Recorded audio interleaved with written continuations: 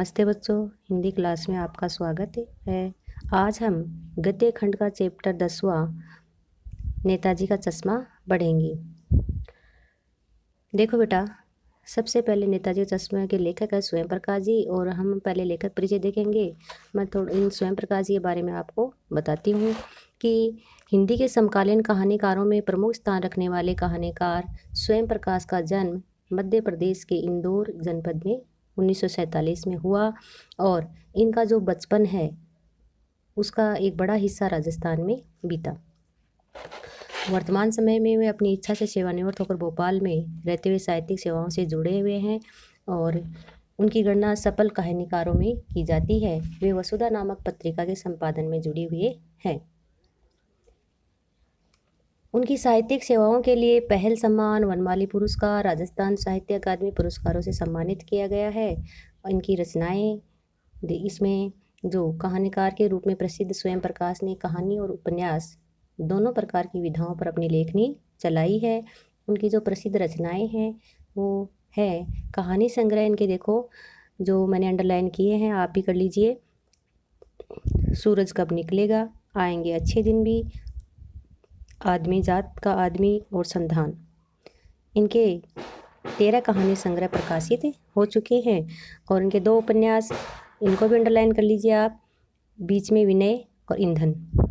इनकी जो साहित्यिक विशेषताएं हैं वो क्या है कि स्वयं प्रकाश जी के साहित्य में मध्यम वर्गीय जीवन का चित्रण है।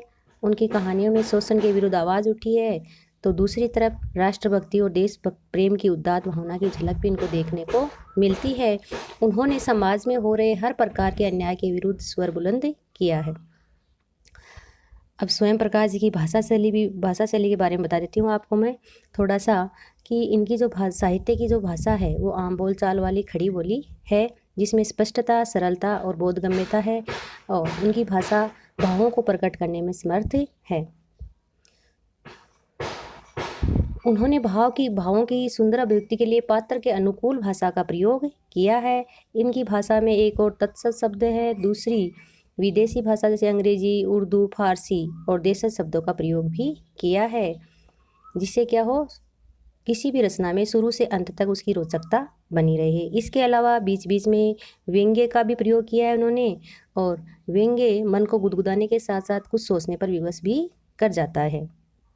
ये तो हुआ उनका लेखक स्वयं प्रकाश जी का परिचय। अब अपन इस पाठ का सार देखेंगे। देखो बेटा, इस पाठ में ये बताया गया है कि चारों ओर सीमाओं से घिरे भूभाग का नाम ही देश नहीं होता। देश बनता है उसमें रहने वाले सभी नागरिकों, नदियों, पहाड़ों, वनस्पतियों, पेड़ पौधों, पशु पक्षियों और इन सब से प्रेम करने तथा इसकी समृद्धि के लिए प्रयास करने का नाम ही देशभक्ति बताया है। कि ये जो रचना है वो क्या है, पाठकों के मन में देश प्रेम का भाव जगाने के साथ साथ उसे परिपुष्ट भी करता है। कहानी में जो कैप्टन नामक चश्मे वाले के चरित्र के माध्यम से बताने का प्रयास किया गया है, देशभक्ति मन का भाव है जिसे बनाए रखने एवं दर्शाने के लिए अवसर विशेष की ज़रूरत नहीं होती है। इसके अलावा देशभक्तों एवं शहीदों के अच्छे विचार न रखने वालों की भी कमी नहीं है, इस ओर भी ध्यान दिलाया गया है। ये उसी पात्र इसमें एक पान वाला उसके माध्यम से बताया है। लेखक अंत में ये देखकर संतुष्ट होता है कि बच्चों के मन में देश प्रेम और देश भक्ति का भाव अभी जागृत है। ये कहानी है वो देशभक्ति के भाव से ओतप्रोत है और इसके माध्यम से ये बताया गया है कि सैनिक होते हैं देश की रक्षा के लिए सीमा पर डटे रहते हैं, तो वो जो वो ही देशभक्त नहीं है, बल्कि इस देश में जो निवास करने वाले जो करोड़ों नागरिक हैं वो देश की समृद्धि में प्रत्यक्ष या अप्रत्यक्ष रूप से किसी भी प्रकार से अपना योगदान देते हैं। तो उन का योगदान है जो देश की समृद्धि में लगता है, तो वो भी क्या है, एक देशभक्ति का कार्य है। ये कहानी हमें ये भी सीख देती है कि हमें देशभक्ति के जज्बे को समझना चाहिए। चाहे कोई भी व्यक्ति हो, बच्चा हो, बूढ़ा हो, अपने तरीके से देश के प्रति अपना जज्बा प्रेम अभिव्यक्त कर रहा है तो उसका सम्मान करना चाहिए, ना कि उसका मजाक उड़ाना। अब देखो बेटा, आज मैं इस चैप्टर की आपको सिर्फ इसकी समरी बताऊंगी। इसमें 3 पात्र हैं, एक है हालदार साहब, दूसरे पान वाला और तीसरा कैप्टन।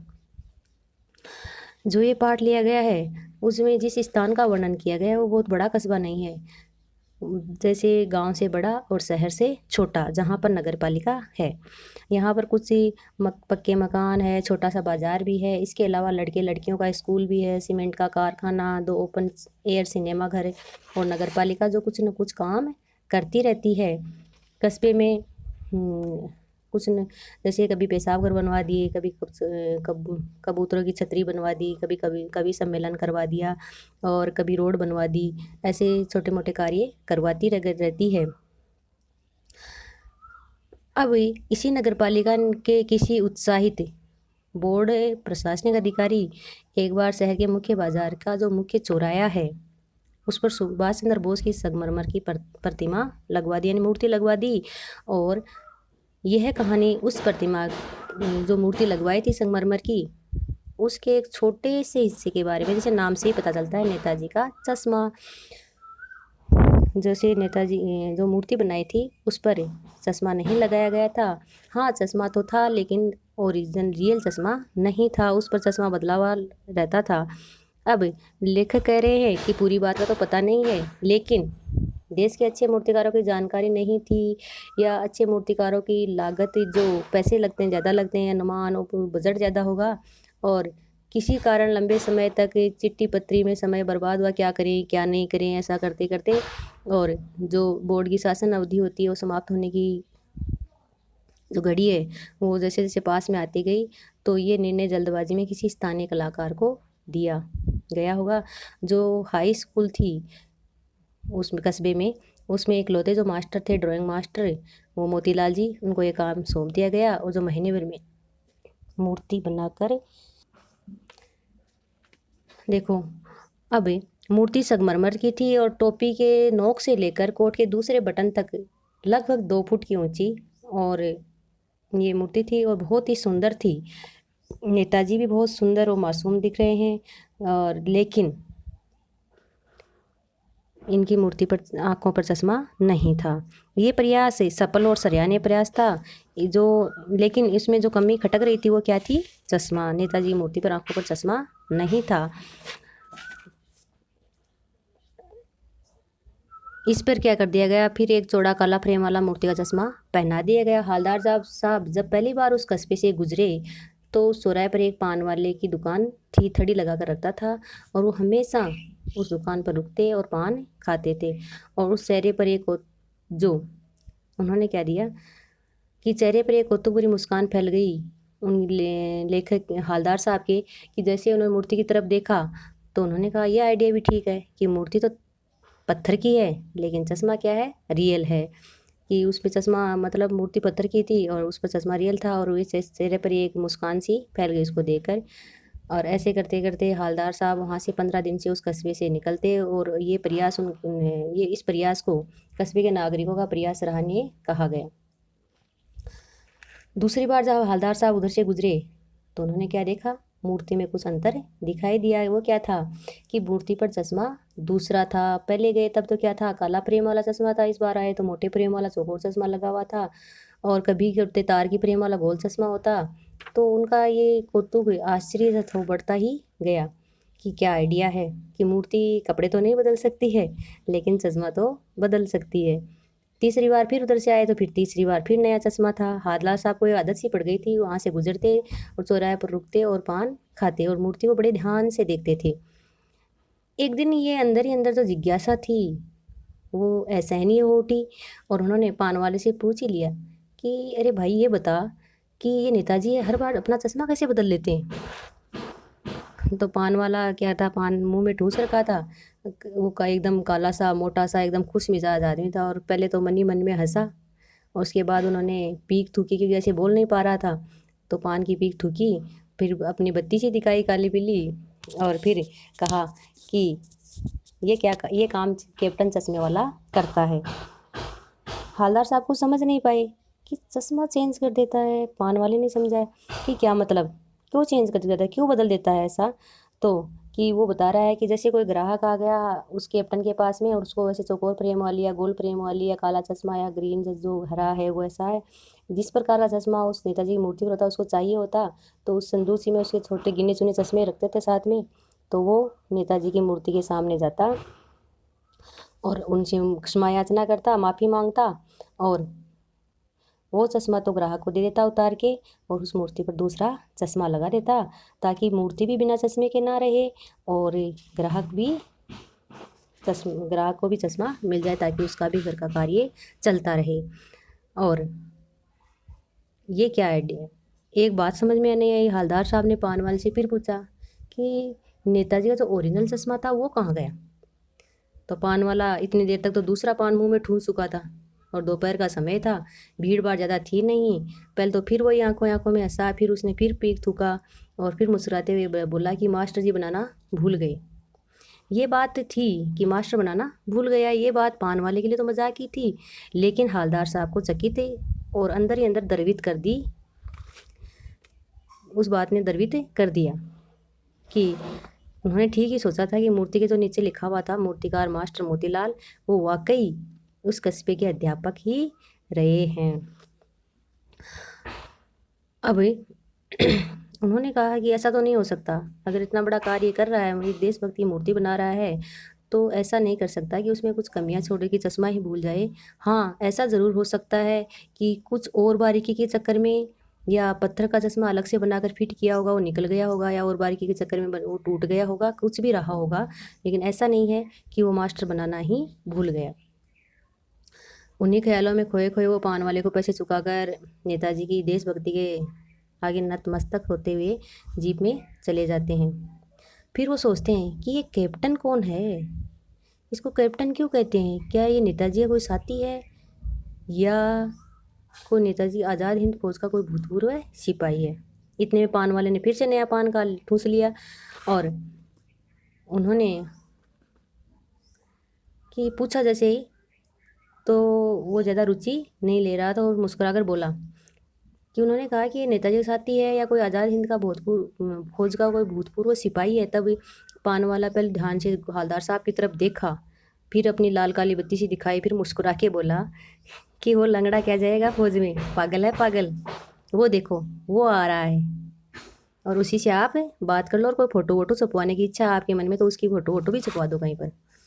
इस प्रकार जो पान वाले ने कैप्टन का मजाक उड़ाया, वो हवलदार साहब को बिल्कुल भी अच्छा नहीं लगा, क्योंकि हवलदार साहब एक देशभक्त थे। उन्होंने देखा कि जो छवि उनके कैप्टन की उनके मन में बनी थी उसके एकदम से विपरीत था। उसको देखकर एकदम से अवाक रह गए, आश्चर्यचकित रह गए कि एक बेहद बूढ़ा मरियल सा लंगड़ा आदमी, जिसके सिर पर गांधी टोपी थी, आंखों पर काला चश्मा था, एक हाथ में छोटी सी संदूक सी और दूसरे हाथ में एक बांस पर टके बहुत से चश्मे के लिए अभी भी ये गले से निकला था, और ये किसी बंद दुकान के सहारे उसको अपने बांस को टिकाया और वहाँ पर खड़ा हुआ। तो उसने हवलदार साहब के मन में आया कि बेचारे के इसके तो कोई दुकान भी नहीं है, कि कितना एकदम से गरीब है, और क्या यही उसका जो कैप्टन कैप्टन कर रहे हैं, क्या इसका ये वास्तविक नाम है, या ऐसे ही इसको लोग कैप्टन कहकर पुकारने लग गए हैं। और क्योंकि पान वाले से और बात पूछना चाहते थे हवलदार साहब, लेकिन पान वाला अब इसके बारे में बात करने के लिए बिल्कुल तैयार नहीं था, और ड्राइवर भी बेचैन हो रहा था, क्योंकि इंतज़ार करना बहुत मुश्किल होता है। 2 साल तक ये आना जाना चलता रहा। हवलदार साहब किसी काम के सिलसिले से उस कस्बे से गुजरते और नेताजी की मूर्ति पर बदला हुआ चश्मा देखते, और कि कभी धूप वाला और कभी गोल, कभी काला, कभी चौकोर, ये सारे तरह तरह के, कभी रंगीन, कभी गोगो चश्मा, और किसी न किसी प्रकार का उसका चश्मा लगा रहता था, और उनका कौतूहल और अंदर ही अंदर प्रफुल्लता के लिए कुछ क्षण उनको मिल जाते थे। एक दिन क्या हुआ कि एक जैसे वो गुजर रहे थे वहाँ से, तो देखा कि मूर्ति के चेहरे पर कोई किसी प्रकार का चश्मा नहीं था, और उस दिन पान की दुकान भी बंद थी। चौराहे की लगभग अधिकांश दुकानें थी वो सब बंद थी, और वहाँ से हवलदार साहब समझ नहीं पाए इस बात को कि ऐसा क्या हुआ है आज, और चले गए। फिर 15 दिन बाद में फिर लौट के आते हैं, तो उन्होंने देखा, रुके वो पान वाले के पास में, और उन्होंने देखा कि मूर्ति पर चश्मा नहीं था। हवलदार साहब ने पान वाले के पास जाकर पान खाया पहले, फिर धीरे से पूछा, अरे क्यों भाई, ये बताना कि आज तुम्हारे नेताजी की आंखों पर चश्मा कैसे नहीं है।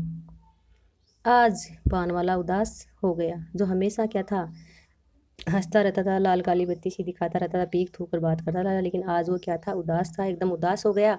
और पीछे मुड़कर पान नीचे थूका और सिर झुकाकर अपनी धोती के पल्लू को लेकर आंखें पोंछते हुए, आंसू पोंछते हुए उन्होंने कहा कि साहब कैप्टन मर गया। अब ये सुनते ही हालदार साहब और कुछ भी नहीं सुन पाए, वहाँ से चुपचाप कुछ पल खड़े रहे वहाँ पर और वहाँ से चुपचाप चल दिए। अब बार बार ये मन में विचार आ रहे थे कि सोच रहे थे वो कि उस कौम का क्या होगा जो देश के लिए अपने बलिदान देने वालों का मजाक ही बनाती है। वे युवाओं में घटती देशभक्ति भावना से दुखी थे। 15 दिन बाद में फिर कस्बे से गुजर रहे हैं और आज वो निश्चय कर चुके थे कि अब इस बार वो न तो पान वाले के पास रुकेंगे और न ही पान खाएंगे। उनका मानना था कि हाँ, जो कस्बे की हृदय स्थली है उसमें सुभाष चंद्र बोस की मूर्ति अवश्य होगी, लेकिन सुभाष की आंखों पर चश्मा नहीं होगा, क्योंकि मास्टर बनाना भूल गया और कैप्टन मर गया। सोचा आज वहाँ रुकेंगे नहीं, पान भी नहीं खाएंगे, मूर्ति की तरफ देखेंगे भी नहीं, सीधे निकल जाएंगे वहाँ से। और ड्राइवर को भी पहले ही कह दिया था कि चौराहे पर गाड़ी मत रोकना, आज बहुत काम है, इसलिए कहीं आगे ही पान खा लेंगे। लेकिन जो 2 साल से उधर से जा रहे थे कस्बे पर, हमेशा वहाँ खड़े होना, चौराहे पर मूर्ति को बड़े गौर से निहारना, देखना, ये सब उनकी आदत बन चुकी थी। इसलिए जैसे ही वो उधर से निकलने लगे और आदत से मजबूर उनकी आंखें अपने आप चौराहे पर आते ही मूर्ति की तरफ उठ गई। और उन्होंने ऐसा देखते ही, मूर्ति को देखते ही उन्होंने ज़ोर से आवाज़ लगाई, चीखे ज़ोर से कि रोको रोको गाड़ी। गाड़ी स्पीड में थी, इसलिए ड्राइवर ने ज़ोर से ब्रेक मारे और उन्होंने जैसे ही गाड़ी रुकती तो रुकते रुकते जीप से कूदकर भागे, तेज़ कदमों से मूर्ति की तरफ भागे और उनके सामने जाकर अटेंशन की मुद्रा में खड़े हो गए। और उन्होंने देखा मूर्ति पर सरकंडे का चश्मा लगा हुआ था और बच्चों में देशभक्ति का ऐसा भाव देखकर हालदार साहब की आंखें भर आई कि उन्होंने देखा कि सरकंडे का चश्मा लगा हुआ था और ऐसा कार्य है वो बच्चे ही करते हैं। और हालदार ये देखकर भावुक हो गए। भावुक इसलिए हो गए क्योंकि उन्होंने सोचा कि कैप्टन मर गया है और मूर्तिकार मास्टर उस पर मूर्ति पर चश्मा लगाना भूल गया है, तो अब नेताजी मूर्ति पर चश्मा नहीं होगा। लेकिन कैप्टन मरने के बाद में जो उधर बच्चे पढ़ने जाते हैं उनके भी मन में देशभक्ति का भाव जिंदा है। ये देखकर, ये सोचकर कि बच्चों को भी बिना चश्मे की मूर्ति अच्छी नहीं लगी और उन्होंने सरकंडी का चश्मा बनाकर उस पर लगा दिया था। और ये देखकर वो भावुक हो उठे कि आज भी बच्चों में देशभक्ति का भाव जिंदा है। ये पाठ की समरी है बेटा, और अब इसको अपन कल पढ़ेंगे। धन्यवाद।